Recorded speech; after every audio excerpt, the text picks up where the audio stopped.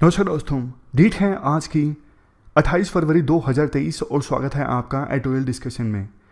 आज देखो, द हिंदू में ज़्यादा अच्छे आर्टिकल्स हैं नहीं, लेकिन 3 आर्टिकल्स हम डिस्कस करेंगे अलग अलग न्यूज़पेपर से। सबसे पहले फाइनेंशियल एक्सप्रेस का आर्टिकल हम डिस्कस करेंगे स्मगलिंग से संबंधित। स्मगलिंग होती क्या है, क्या इम्पैक्ट है, कैसे इसे रोक सकते हैं, सिक्योरिटी से संबंधित ये टॉपिक है। दूसरा आर्टिकल हम डिस्कस करेंगे I2U2 IR का ये आर्टिकल है। इंडियन एक्सप्रेस समेत 2-3 न्यूज़पेपर के आर्टिकल्स का कंपाइलेशन है। इसकी सिग्निफिकेंस क्या है, अलग अलग देशों के लिए क्या चैलेंजेस हैं। सबसे लास्ट में आर्टिकल डिस्कस करेंगे मिल्क रेवोल्यूशन से संबंधित। मिल्क के दाम बढ़ रहे हैं, पिछले कुछ महीनों में 15% तक अमूल, मदर डेयरी समेत दूसरे जो दूध के ब्रांड्स हैं उन्होंने अपने रेट बढ़ाए हैं। क्यों बढ़ाए हैं, मिल्क रेवोल्यूशन की क्या स्टोरी है, क्या करना चाहिए, डेयरी इंडस्ट्री में क्या चैलेंजेस हैं, सब डिस्कस करेंगे। डिस्कशन स्टार्ट करें उससे पहले एक कोट है पोर्टर स्टीवर्ट का, ethics is knowing the difference between what you have a right to do and what is right to do. Example की सहायता से बताता हूँ। देखो, सड़क पे कोई एक्सीडेंट हो गया, अब वैसे आपका अधिकार है, आप उसको इग्नोर करके जा सकते हो, आपको कोई कुछ कहने वाला नहीं है। कानून की हद में हो कि आप किसी एक्सीडेंट हुए पर्सन को छोड़ के जा रहे हो अपने गंतव्य तक, लेकिन आप ऐसा नहीं करते। जो सही है आप वही करते हो, आप उस पर्सन की जिसका एक्सीडेंट हुआ है उसकी मदद करते हो।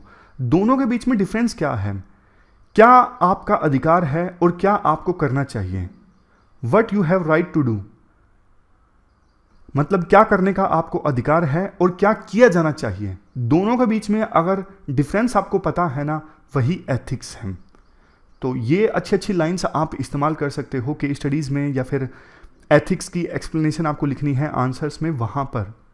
अब चलिए डिस्कशन स्टार्ट करते हैं। फर्स्ट इंपॉर्टेंट आर्टिकल स्मगलिंग से संबंधित है। आप जीएस पेपर 3 के इस टॉपिक से आर्टिकल को रिलेट कर सकते हैं। देखो, सबसे पहले ना हम स्मगलिंग का बेसिक मतलब जान लेते हैं, ताकि ये पूरा जो इशू है आपको अच्छे से समझ में आए। स्मगलिंग का मतलब होता है गैरकानूनी ढंग से, यानी कि लॉ के अगेंस्ट जाके सामान को इंडिया में लेकर आना। जैसे पुरानी हिंदी फिल्मों में आप देखते थे कि विलेन जो है इंडिया में गोल्ड लेके आता था गैर कानूनी ढंग से, क्योंकि ना गोल्ड पर सरकार बहुत ज़्यादा इंपोर्ट ड्यूटी लगाती थी उस समय, और विदेशों में गोल्ड सस्ता भी मिलता था। तो विलेन लोग क्या करते थे, विदेशों में गोल्ड खरीदते और गैर कानूनी ढंग से इंडिया में लेके आते। मतलब इंडिया में वो गैर कानूनी ढंग से लेके आएंगे तो उन्हें इंपोर्ट ड्यूटी नहीं देनी पड़ेगी, और जब वो इंडिया में बेचेंगे तो वो बहुत महंगा बेचेंगे। इस प्रकार से वो प्रॉफिट कमाते थे। स्मगलिंग बहुत सारी चीज़ों की होती है, जैसे आर्म्स स्मगलिंग होती है गैर कानूनी ढंग से। आर्म्स जो हैं वो इंडिया में लाए जाते हैं पाकिस्तान से, नेपाल से, या फिर बांग्लादेश से, या फिर दूसरे देशों से। स्मगलिंग इवन देखो ह्यूमन बींग्स की होती है, बच्चों की स्मगलिंग होती है, वुमेन की स्मगलिंग होती है, करेंसी की स्मगलिंग होती है। हाल ही में एक वेब सीरीज आई अमेजॉन प्राइम पे, फर्जी, उसमें दिखाया गया है किस प्रकार से करेंसी की स्मगलिंग होती है। नकली नोट भारत में भेजे जाते हैं। समझ गए आप स्मगलिंग का मतलब, इलीगल ढंग से सामान इंडिया में लाया जाता है। अब देखो काफी ढंग से लाया जाता है। एक तो सीधा सीधा छुपा के लाया गया, जो एजेंसीज हैं जैसे कस्टम के ऑफिशियल्स हैं एयरपोर्ट पे, पोर्ट पे, उनको पता ही नहीं लगा। एक होता है कि मिस डिक्लेयर कर दिया, आप कोई सामान लेके आए, फॉर एग्जाम्पल आपने गेहूं इंपोर्ट किया, बता दिया आपने कि मैं 50 टन लेके आया हूं, वास्तव में आप लेकर आए 100 टन।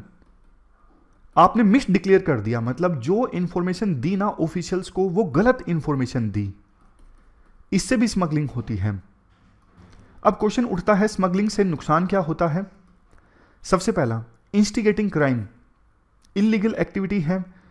फर्जी जो सामान है, कई बार जैसे फर्जी चाइनीज आइटम्स हैं वो भी लाए जाते हैं स्मगलिंग से। ड्रग्स, फायर आर्म्स, नकली प्रोडक्ट्स, ये सब देश में लाए जाते हैं तो देश की इकोनॉमी को नुकसान होता है। देखो, इकोनॉमी को तो नुकसान होता ही है, जो अगला पॉइंट है यहाँ पे, कि सरकार को बहुत सारा रेवेन्यू जो मिल सकता था वो नहीं मिला। अब कुछ लोग ऐसे होते हैं जिन्होंने सामान को मिस डिक्लेयर कर दिया, लेके आए 40 टन, सरकार को बताया कि हम 20 टन लेके आए हैं, तो इंपोर्ट ड्यूटी दी सिर्फ 20 टन पे। लेकिन 20 टन ज़्यादा जो सामान लाए उस पर उन्होंने इंपोर्ट ड्यूटी को बचा लिया, यानी सरकार को कम रेवेन्यू हासिल हुआ। और इसके अलावा देखो, अब स्मगलिंग होती है आर्म्स की, ड्रग्स की, इनसे जो क्रिमिनल लोग हैं वो पैसा कमाते हैं, ऑर्गेनाइज्ड जो क्राइम है वो पनपते हैं, क्रिमिनल्स का नेटवर्क पनपता है। दूसरी तरफ देखो, ये जो पैसा होता है ना, सारी चीज़ें कैश में होती हैं, इससे एक ब्लैक मनी भी जनरेट होता है और बाद में उस ब्लैक मनी का सहारा लिया जाता है टेररिज्म को फंड करने के लिए। मतलब स्मगलिंग जो है टेरर ऑर्गेनाइजेशंस के लिए भी फंडिंग का एक सोर्स है। अब देखो क्वेश्चन ये उठता है, चैलेंजेस तो हमने, मतलब इंपैक्ट क्या हुआ, नेगेटिव इंपैक्ट, वो तो हमने डिस्कस कर लिया। अब बात करते हैं चैलेंजेस की। स्मगलिंग को रोकने में चैलेंजेस क्या क्या है। नंबर 1 है स्केल ऑफ स्मगलिंग। देखो ये जो स्मगलिंग की इंडस्ट्री है ना, मल्टी बिलियन डॉलर की इंडस्ट्री है। अलग अलग सामान की स्मगलिंग होती है, अलग अलग रूट से होती है। हर जगह पे देखो आप ऑफिशियल्स नहीं बिठा सकते, देश का बॉर्डर इतना बड़ा है, हर जगह लॉ इन्फोर्समेंट जो एजेंसीज है ना, फॉर एग्जांपल BSF या फिर कस्टम ऑफिशियल्स, हर जगह वो निगरानी नहीं कर सकते। कोई ना कोई जगह, कोई ना कोई साइट तो देखो छूट ही जाएगी। Next, sophistication of smuggling network. जैसा हमने डिस्कस किया, देखो ये जो स्मगलर्स है ना, बहुत ज़्यादा ऑर्गेनाइज नेटवर्क में काम करते हैं, कई कई देशों में इनके लिंक होते हैं। इवन देश के अलग अलग शहरों में इनका नेटवर्क काफ़ी ज़्यादा मजबूत होता है। और इवन लेटेस्ट टेक्नोलॉजीज का ये सहारा लेते हैं डिटेक्शन को छुपाने के लिए। कई बार आपके सामने ऐसी वीडियोस आई होंगी कि गोल्ड की स्मगलिंग की जा रही थी और सोना कहाँ कहाँ पर छुपा के रखा था, ऐसी परत, ऐसी चीज़ सोने के ऊपर लपेट रखी थी जिससे सोना डिटेक्ट ना हो एक्सरे मशीन्स में। मतलब पॉइंट ये है, लेटेस्ट टेक्नोलॉजीज का इस्तेमाल करते हैं स्मगलर्स। इसके बाद है next, global nature of problem. अब स्मगलिंग जो है वो देखो एक देश की समस्या नहीं है। अब इंडिया में सामान लाया जाएगा, कई बार वो सामान ना कई कई देशों से होके गुजरता है। पाकिस्तान से आया बांग्लादेश में, बांग्लादेश से आया नेपाल में, नेपाल से इंडिया में आया। लेकिन देखो अलग अलग देशों में ना अलग अलग कानून और रेगुलेशन है स्मगलिंग से संबंधित। इससे ना विभिन्न देशों के बीच में कोऑर्डिनेशन डिफिकल्ट हो जाता है स्मगलिंग को रोकने के लिए। नेक्स्ट है इवॉल्विंग टैक्टिक्स। जो ये स्मगलर लोग हैं ना, अपनी देखो टैक्टिक्स को हमेशा बदलते रहते हैं, लेटेस्ट टेक्नोलॉजीज का इस्तेमाल करते रहते हैं, नए नए रूट्स खोजते रहते हैं जहाँ से इलीगल ढंग से सामान इंडिया में लाया जा सके। तरीका भी अलग अलग ढूंढते हैं, कभी शिप से सामान लाया गया, कभी डायरेक्ट, जैसे इंडिया नेपाल बॉर्डर पर ऐसी जगह, बॉर्डर तो ओपन है इंडिया नेपाल बॉर्डर पर, तो ऐसी जगहें होती हैं जहाँ पे डिप्लॉयमेंट नहीं होती, तो वहाँ पे गलत ढंग से सामान लाया गया। तो नए नए ट्रांसपोर्ट के तरीके, नए नए रूट्स, नई नई टेक्नोलॉजीज अडोप्ट करते रहते हैं स्मगलर। और लास्ट में है पब्लिक सपोर्ट। अगर देखो सरकार सर्विलियंस रखती भी है, जैसे पोर्ट्स पे, एयरपोर्ट्स पे ज़्यादा, तो कई बार ऐसा होता है जनता इन एफर्ट्स को ज़्यादा सपोर्ट नहीं करती। जैसे एयरपोर्ट पे ज़्यादा चेकिंग होती है, जनता को परेशानी होती है, तो वो ज़्यादा सर्विलेंस को जनता सपोर्ट नहीं करती। ये भी एक चैलेंज है स्मगलिंग को रोकने में। अब बात करते हैं वे फॉरवर्ड की। बेटर क्रॉस बॉर्डर कोऑर्डिनेशन होना चाहिए। जैसे हमारे देश की इंटेलिजेंस, बांग्लादेश, नेपाल, भूटान, इन देशों की इंटेलिजेंस एजेंसीज आपस में कोऑर्डिनेशन होना चाहिए, ना सिर्फ इंटेलिजेंस एजेंसीज के बीच में बल्कि बॉर्डर फोर्सेस के बीच में, ताकि स्मगलिंग अगर हो रही है तो उसे टाइमली रोका जा सके। नेक्स्ट है ट्रेड डेटा रिकॉन्सिलिएशन। दूसरा तरीका स्मगलिंग को रोकने का ये है, ट्रेड संबंधी जो डेटा है ना वो मैच किया जाए। अब देखो ट्रेड संबंधी डेटा ना अलग अलग सोर्सेज से प्राप्त होता है, उनको अगर आपस में मैच किया जाएगा तो जहां पे मिस डिक्लेरेशन हुआ है, झूठ बोला गया है, कुछ ट्रेड ऐसा हो रहा है जो सरकार की निगाहों में नहीं आ रहा, तो निगाहों में आ जाएगा जब अलग अलग सोर्सेज से ट्रेड संबंधी डेटा का वेरिफिकेशन होगा। नेक्स्ट है in country crackdown on grey markets. अब देखो बहुत सारी जगहों ना बहुत सारी मार्केट्स अलग अलग शहरों में ऐसी होती हैं जहां पे सामान रिलेटिवली सस्ता मिलता है। बोलते नहीं कि दिल्ली में गफ्फार मार्केट में सामान सस्ता मिलता है, कई बार क्योंकि इंपोर्ट ड्यूटी नहीं पे की होती। तो ये जो ग्रे मार्केट्स है ना, इन पे क्रैकडाउन होना चाहिए, इन पे रेट्स डलनी चाहिए, ताकि जो लोग गलत ढंग से सामान को इंपोर्ट करके लाते हैं उनको एक इंसेंटिव ना रहे, उनका सामान ही नहीं बिकेगा तो फिर वो स्मगलिंग कम कर देंगे।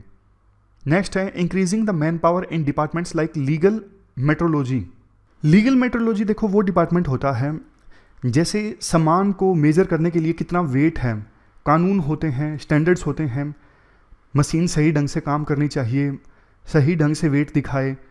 अब उन कानूनों का पालन करवाने के लिए डिपार्टमेंट होता है लीगल मेट्रोलॉजी। ये वो लोग होते हैं जो अलग अलग जगहों पर जाकर देखते हैं कि सामान का वेट तोलने वाली जो मशीन है ठीक ढंग से काम कर रही है।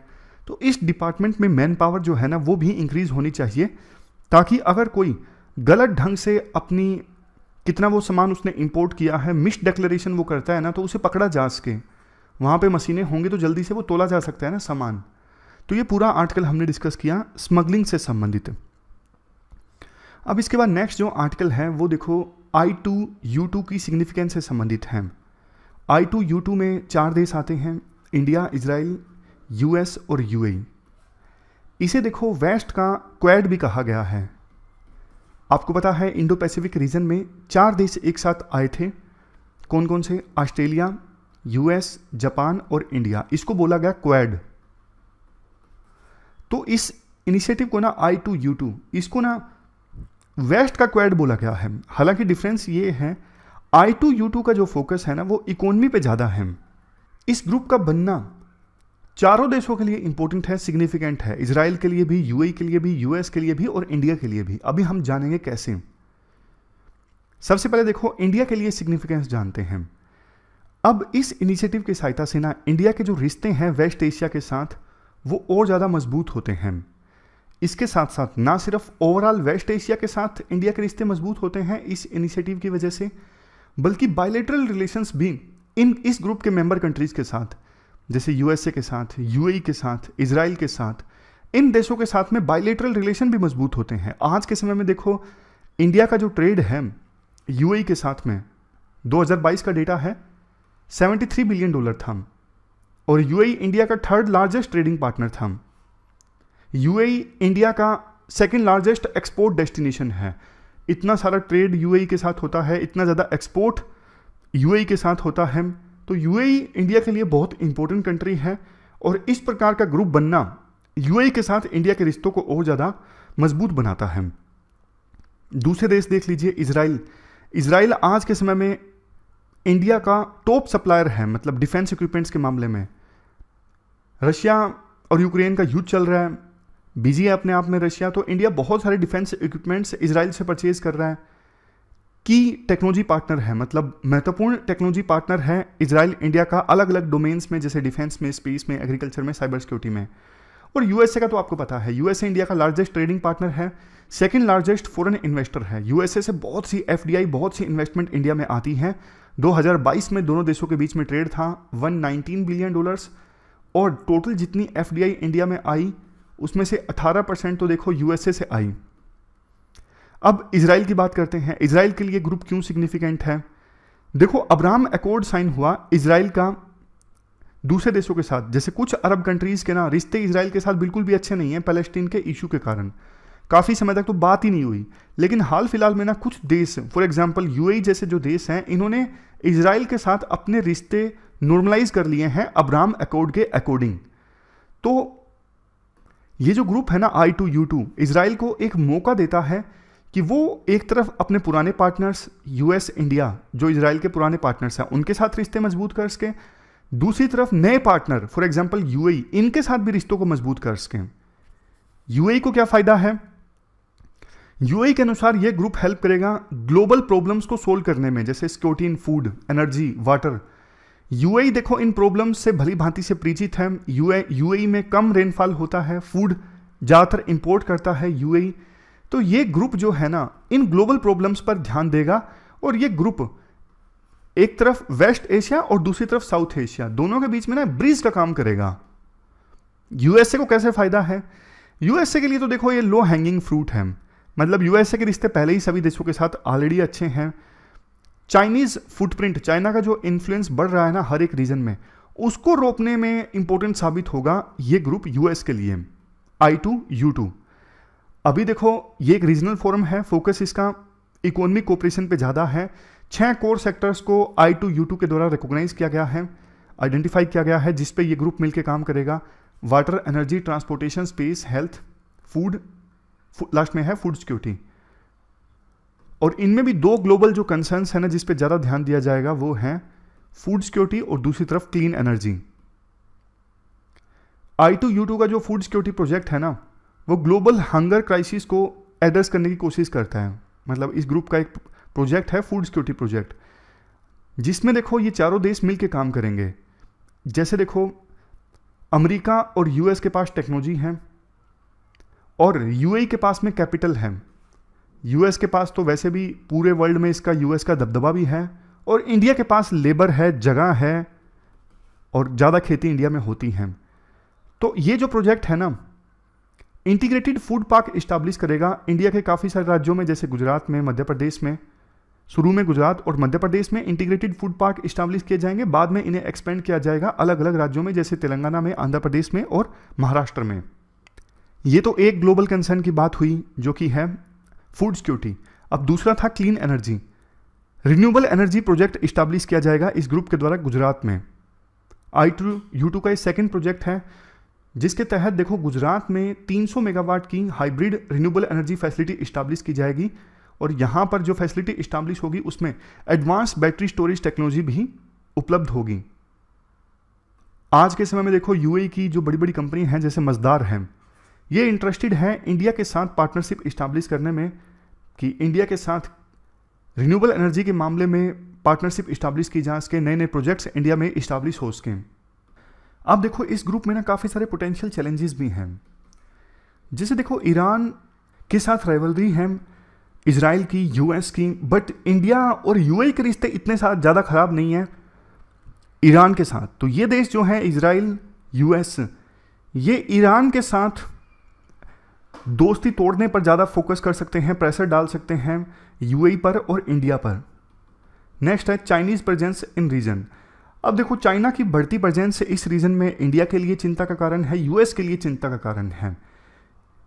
इजराइल और यूएई, इनका पॉजिटिव व्यू है चाइना के बारे में, ये चाइना के साथ ज़्यादा कोऑपरेट करना चाहते हैं। यूएई ने तो अपनी जो पार्टनरशिप है चाइना के साथ उसे अपग्रेड करके कॉम्प्रिहेंसिव स्ट्रेटेजिक पार्टनरशिप बना दिया है। इजराइल चाइना के साथ डिफेंस और टेक्निकल कोऑपरेशन कर रहा है, तो ये चिंता की बात है इंडिया के लिए और यूएस के लिए। इसके बाद नेक्स्ट चैलेंज है इंस्टीट्यूशनल बोटलनेक्स भी काफ़ी हैं। मतलब यूएस में, यूएई में, इंडिया में और इजराइल में, इन चारों देशों में ना बिजनेस करने का तौर तरीका अलग अलग है। मतलब काम करने का तरीका अलग है। सिनर्जी इस्टेब्लिश करना कि आपस में ये देश कोऑपरेट कर सकें अलग अलग डोमेन में, वो आसान नहीं है, दिक्कतें आएंगी। लास्ट में वे फॉरवर्ड में बोला जाता है कोऑपरेशन को इंक्रीज करने के लिए इंडिया इन देशों के एम्बेसीज में नोडल ऑफिसर्स अपॉइंट कर सकता है, कोऑर्डिनेशन कमेटी इस्टेब्लिश कर सकता है जिसमें शेरपास हों यानी रिप्रेजेंटेटिव्स हों स्पेशल इसी काम के लिए। इसके अलावा जैसे देखो ये I2U2 है ना, इस प्रकार के multilateral groups India south Asia और अफ्रीका में भी इस्टेब्लिश कर सकता है। तो ये पूरा आर्टिकल हमने डिस्कस किया I2U2 के बारे में। अब चलते हैं आगे। इसके बाद नेक्स्ट जो आर्टिकल है वो दूध के बढ़ते प्राइसेस के बारे में है। देखो पिछले कुछ दिनों में दूध के जो प्राइसेस हैं काफ़ी ज़्यादा बढ़ गए हैं। आज के समय में जो फुल क्रीम मिल्क है वो 66 रुपीज़ पर लीटर में आता है। पिछले कुछ दिनों में आप देखोगे तो दूध के जो दाम हैं पिछले कुछ महीनों में 14 से लेकर 15% तक बढ़ गए हैं। अब क्यों बढ़ गए हैं? देखो राइटर काफ़ी सारे रीजंस देते हैं इसके प्रति। राइटर कहते हैं कि देखो अगर आप पिछले 10 सालों में देखोगे ना तो ओवरऑल दूध के दाम काफ़ी कम बढ़े हैं। 10 साल पहले फुल क्रीम दूध की कीमत थी 1 लीटर की 42 रुपीज़। तो काफ़ी अगर पर मंथ आप देखोगे तो दूध के दाम काफ़ी कम बढ़े हैं। बस हाँ इतना है पिछले कुछ महीनों में एकदम से ज़्यादा बढ़ गए हैं। वो शायद इसलिए क्योंकि देखो कोविड के बाद, कोविड में क्योंकि दूध की लागत कम हो गई थी तो किसानों की इनकम पर नेगेटिव इम्पैक्ट पड़ा। पशुओं को जो फीड दी जाती है, चारा दिया जाता है, वो महंगा हो गया। जिनके साथ इस आर्टिकल में इंटरव्यू चल रहा है ना, RS सोडी जो अमूल के पहले हेड थे, ये कहते हैं कि 2047 आते आते इंडिया में 620 million metric tonne of milk produce होगा, जो पूरे वर्ल्ड की मिल्क प्रोडक्शन का 45% होगा। सरकार भी इस चीज़ पे फोकस कर रही है। बजट में सरकार ने कोऑपरेटिव सेक्टर पर काफ़ी ध्यान दिया है। तो हम देखो किस प्रकार से इंडिया में वाइट रेवोल्यूशन आया, पहले इंडिया में दूध की कमी थी, अमूल की क्या स्टोरी है, वो सब कुछ जानते हैं इस आर्टिकल में। देखो पोस्ट इंडिपेंडेंस इंडिया में क्वेश्चन पूछा जा सकता है, अमूल का क्या रोल रहा वाइट रेवोल्यूशन लाने में, या फिर डॉक्टर वर्गीज कुरियन का क्या रोल रहा वाइट रेवोल्यूशन में। तो इनडायरेक्टली कई प्रकार से क्वेश्चन पूछा जा सकता है। देखो अमूल को इस्टेब्लिश किया गया था 1946 में त्रिभुवन दास पटेल के द्वारा under the guidance of Sardar Vallabh भाई पटेल। और शुरुआत में जब अमूल को इस्टेब्लिश किया गया था, नाम अमूल नहीं था, नाम था कैरा डिस्ट्रिक्ट मिल्क यूनियन लिमिटेड। बाद में नाम अमूल पड़ा। त्रिभुवन दास पटेल जिन्होंने अमूल को शुरुआत में इस्टेब्लिश किया, ये 1970s तक, जब तक इनकी रिटायरमेंट नहीं हो गई, ये फाउंडिंग चेयरमैन रहे ऑर्गेनाइजेशन के। इन्होंने डॉक्टर वर्गीज कुरियन को हायर किया 1949 में।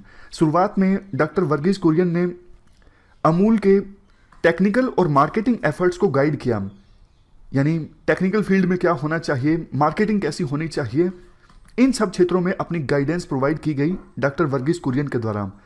और बाद में जब डेथ हो गई त्रिभुवन दास पटेल की, तो उसके बाद कुछ समय तक डॉक्टर वर्गीज कुरियन चेयरमैन भी रहे अमूल के।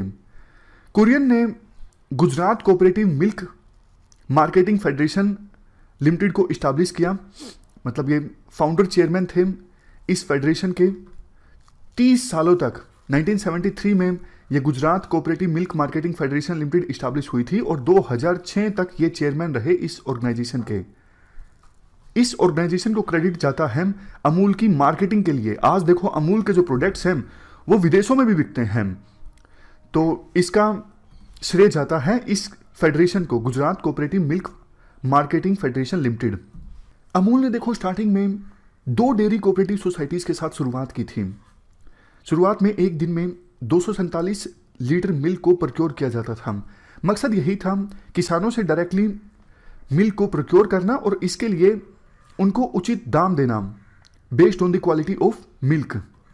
शुरुआत में नाम क्या था आपको पता है, KDCMPUL, Kaira district cooperative milk producers union limited. शुरुआत में ये नाम था, लेकिन डॉक्टर वर्गीज कुरियन ने किसानों से सजेशंस मांगे कि इस प्रोड्यूसर यूनियन का नाम क्या होना चाहिए, और किसानों से सजेशन मिलने के बाद नाम जो है वो चेंज कर दिया गया और रख दिया गया अमूल। 1960 आते आते अमूल देखो गुजरात का एक वेल नोन ब्रांड बन चुका था।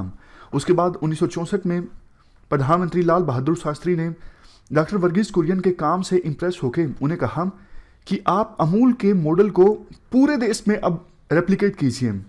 गुजरात में तो देखो अमूल ब्रांड बन चुका था 1964 आते आते, तो शास्त्री जी ने डॉक्टर कुरियन को कहा कि आप इसी मॉडल को अब पूरे देश में रेप्लिकेट कीजिए। तो डॉक्टर कुरियन की लीडरशिप में सेंट्रल गवर्नमेंट ने नेशनल डेयरी डेवलपमेंट बोर्ड को इस्टेब्लिश किया 1965 में, ताकि इस मॉडल को पूरे देश में रेप्लिकेट किया जा सके। उस समय देखो इंडिया में दूध की डिमांड ज़्यादा थी, सप्लाई कम थी। दूसरे देशों पे इंडिया डिपेंड करता था मिल्क को इंपोर्ट करने के लिए। तो इस प्रॉब्लम से निजात दिलाने के लिए नेशनल डेयरी डेवलपमेंट बोर्ड ने 1970 में ऑपरेशन फ्लड प्रोग्राम लॉन्च किया under the leadership of doctor Verghese Kurien, ताकि गुजरात में जो सफल मॉडल सामने आया था मिल्क कोऑपरेटिव्स का, उस प्रकार की डेयरी कोऑपरेटिव्स का नेटवर्क पूरे देश में इस्टेब्लिश किया जा सके। तो ऑपरेशन फ्लड प्रोग्राम सक्सेसफुल साबित हुआ। इंडिया में आज के समय में देखो लार्जेस्ट डेयरी कोऑपरेटिव का नेटवर्क है, और आज के समय में India largest milk producer country है। मिल्क के मामले में आज के समय में इंडिया टोटली सेल्फ सफिशिएंट है। पूरे वर्ल्ड में जितना मिल्क प्रोड्यूस होता है इंडिया उसमें 22% कंट्रीब्यूट करता है। ये 2018 का आंकड़ा है।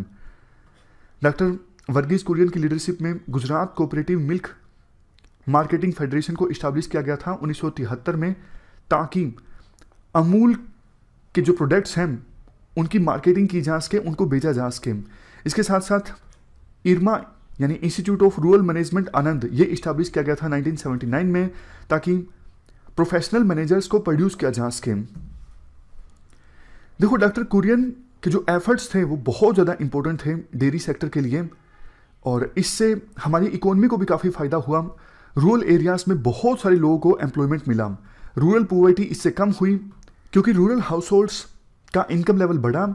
इसके साथ साथ लाखों रूरल हाउस होल्ड्स की फूड सिक्योरिटी भी इंश्योर हुई।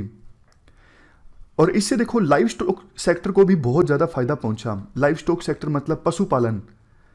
2019 आते आते ये जो लाइव स्टॉक सेक्टर है देश की जीडीपी में 4.11% कंट्रीब्यूट करता है। इंडिया ब्राज़ील के बाद सेकंड लार्जेस्ट कैटल पॉपुलेशन वाला देश है। डेयरी सेक्टर का एक सिग्निफिकेंट शेयर है लाइव स्टॉक सेक्टर में, और टोटल लाइव स्टॉक की जो आउटपुट है उसमें देखो 67% तो डेयरी सेक्टर की है। आपको पता है ना, पशुओं से बहुत सारे प्रोडक्ट्स प्राप्त किए जाते हैं, तो उनमें से 67% जो कंट्रीब्यूशन है वो डेयरी सेक्टर का है। देखो अगर हम पैडी, वीट, पल्सेस इन सब की प्रोडक्शन को कंबाइन कर दें तो फिर आपको पता लगेगा मिल्क की जो प्रोडक्शन है कंबाइंड प्रोडक्शन का ऑलमोस्ट 20.6% है। डेयरी सेक्टर जो है जैसा हमने डिस्कस किया बहुत सारी एम्प्लॉयमेंट अपॉर्चुनिटीज प्रोवाइड करता है, खास करके महिलाओं को, लैंडलेस, स्मॉल और मार्जिनल फार्मर्स को भी। अभी के समय में देखो 84 लाख किसान डिपेंड करते हैं अपने लाइवलीहुड के लिए डेयरी सेक्टर पर, और जिसमें से 84 लाख में से 71% तो महिलाएं हैं। एक और चीज देखो, वैसे एग्रीकल्चर सेक्टर आपको पता है किसानों को पूरा साल रोजगार नहीं प्रोवाइड करते हैं। एक सीजन खत्म हो गया उसके बीच गैप रहेगा, दूसरा सीजन खत्म हो गया उसके बीच में भी गैप रहेगा। तो रूरल हाउस होल्ड्स को एग्रीकल्चर सेक्टर एम्प्लॉयमेंट प्रोवाइड करता है ऑलमोस्ट 90 से 120 दिनों के लिए। मेनली 2 सीजन है हमारे पूरे देश में जहां पर भी खेती योग्य जमीन है, किसान खेती करते हैं। तो राइटर कहते हैं बचे हुए जो दिन हैं उन बचे हुए दिनों में डेयरी सेक्टर किसानों को एम्प्लॉयमेंट अपॉर्चुनिटी प्रोवाइड करता है। अब बात करते हैं इश्यूज की। ये तो हमने बात की सिग्निफिकेंस की, डेयरी सेक्टर का सिग्निफिकेंस क्या है। अब बात करते हैं इश्यूज की। डेयरी सेक्टर में इश्यूज कौन कौन से हैं। देखो पहला इशू, वैसे तो सबसे ज्यादा मिल्क पूरे वर्ल्ड में इंडिया में ही प्रोड्यूस होता है, बट अगर आप डेटा को एनालाइज करोगे अच्छे से तो ये पता लगेगा हमारे देश में देखो 9 राज्य ऐसे हैं जो इंडिया की टोटल मिल्क प्रोडक्शन में 77% कंट्रीब्यूट करते हैं। बाकी बचे हुए स्टेट्स में जो per capita availability of milk है वो नेशनल एवरेज से काफी कम है। मतलब इंडिया में भी मिल्क के मामले में इनइक्वालिटी है। कई राज्यों में आपको मिल्क प्रोडक्शन ज्यादा मिलेगा और कई राज्यों में बहुत कम मिलेगा। दूसरा, सीजनल फ्लक्चुएशंस काफी होती हैं। देखो एनिमल्स जैसे कि भैंस, ये क्या करते हैं, सर्दियों के सीजन में ज्यादा मिल्क प्रोड्यूस करते हैं और गर्मियों के सीजन में कम करते हैं। तो ये फ्लक्चुएशन जो होता है इससे किसान क्या करते हैं, वो सर्दियों में जो उनके पास सरप्लस मिल्क आता है, क्योंकि पशु ज्यादा मिल्क देते हैं, उनका वो इस्तेमाल करते हैं स्किम्ड मिल्क पाउडर बनाने के लिए, घी या फिर बटर बनाने के लिए, ताकि आगे जो लीन मंथ्स आएंगे गर्मियों के सीजन में इन सब प्रोडक्ट्स की सहायता से अपने इनकम लेवल को सस्टेन किया जा सके। बट देखो हुआ क्या है ना, कोविड-19 की वजह से ये जो मॉडल है वो धराशायी हो गया है। क्यों? क्योंकि आपको पता है गर्मियों के सीजन में तो पूरी तरह से लॉकडाउन लगा हुआ था और किसानों ने पिछली सर्दियों में जो अपने प्रोडक्ट्स को स्टॉक करके रखा था, घी या फिर बटर के प्रोडक्ट्स, वो प्रोडक्ट्स बिक नहीं सके किसानों के। होटल्स, रेस्टोरेंट्स ये सब बंद थे ना, तो इस वजह से किसानों को काफी नुकसान हुआ। और अब देखो एक नुकसान ये भी हुआ, बल्क में मिल्क नहीं बिक पा रहे हैं। शादी हो नहीं रही है, मतलब शादी तो हो रही है लेकिन वो नहीं होते, ज़्यादा लोग जमा नहीं होते। रोक लगा रखी है विभिन्न सरकारों ने कि 50 से ज़्यादा लोग जमा नहीं होंगे, तो फिर इसलिए किसान बल्क में मिल्क नहीं बेच पा रही हैं। अब सप्लाई ज़्यादा हो गई, डिमांड कम है, तो मिल्क के दाम जो हैं वो कम हो गए ना, 10 से लेके 13 पर लीटर के बीच। इसके बाद दूसरे इश्यूज की बात करें, डेयरी सेक्टर में स्लोडाउन है। वैसे तो देखो पिछले 15 सालों में इंडिया में मिल्क प्रोडक्शन जो है ऑलमोस्ट डबल हो गया है, डबल से भी ज़्यादा हो गया है। लेकिन पिछले कुछ सालों में देखें, बिल्कुल रिसेंट ईयर, पिछले 3-4 सालों में, तो मिल्क प्रोडक्शन के मामले में जो ग्रोथ रेट है वो काफ़ी कम हो गई है, लेस देन 3%। वो इसलिए क्योंकि डेयरी सेक्टर में अब ज़्यादा इन्वेस्टमेंट नहीं आ पा रही है। डेयरी सेक्टर की जैसे देखो इंपॉर्टेंस काफ़ी ज़्यादा है, हमने डिस्कस किया ओवरऑल जीडीपी में, बट गवर्नमेंट काफ़ी कम पैसा एलोकेट करती है डेयरी सेक्टर के लिए। Next, informal dairy economy. देखो इंडियन डेयरी सेक्टर की एक कमी ये है, सिर्फ 18 से 20% मिल्क जो प्रोड्यूस होता है वो चैनलाइज होता है ऑर्गेनाइज सेक्टर के थ्रू। बाकी देखो ऑलमोस्ट 80% जो मिल्क प्रोड्यूस होता है वो अभी भी चैनलाइज होता है, मतलब उसका इस्तेमाल होता है अनऑर्गेनाइज सेक्टर के थ्रू। नेक्स्ट है poor breeding infrastructure and genetics. हमारे देश में ब्रीडिंग इंफ्रास्ट्रक्चर काफ़ी ज़्यादा पुअर है, तो अच्छी नस्ल के पशु की कमी है। अगर देखो अच्छी नस्ल के पशु होंगे तो वो दूध ज़्यादा प्रोड्यूस करेंगे, लेकिन अच्छा ब्रीडिंग इंफ्रास्ट्रक्चर हमारे देश में नहीं है। इसके बाद नेक्स्ट है एनिमल फीड एंड फोडर। अच्छी क्वालिटी के एनिमल फीड और फोडर की भी कमी है, मतलब पशुओं को जो चारा खिलाया जाता है उसकी कमी है। Next lack of cold chain infrastructure. देखो दूध को स्टोर करने के लिए कोल्ड चेन इंफ्रास्ट्रक्चर का होना जरूरी है, अदरवाइज दूध की शेल्फ लाइफ कम होती है, आपको भी पता है।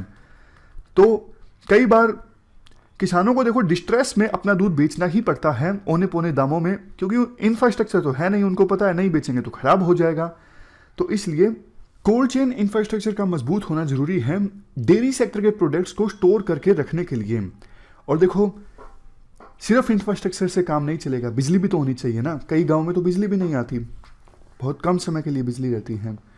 नेक्स्ट, जो छोटे और लैंडलेस फार्मर्स हैं उनको एनकरेज करना जरूरी है कि आप डेयरी एक्टिविटीज़ में पार्टिसिपेट कीजिए, इससे आपका जो इनकम लेवल है वो बढ़ेगा और देश में मिल्क की जो अवेलेबिलिटी है वो भी ज़्यादा होगी और रूरल हाउस होल्ड्स में न्यूट्रिशन संबंधी जो प्रॉब्लम्स हैं वो भी दूर होगी। मतलब एक तीर से काफ़ी निशाने। इस डिस्कशन में फिलहाल इतना ही है। Thank you very much for discussion.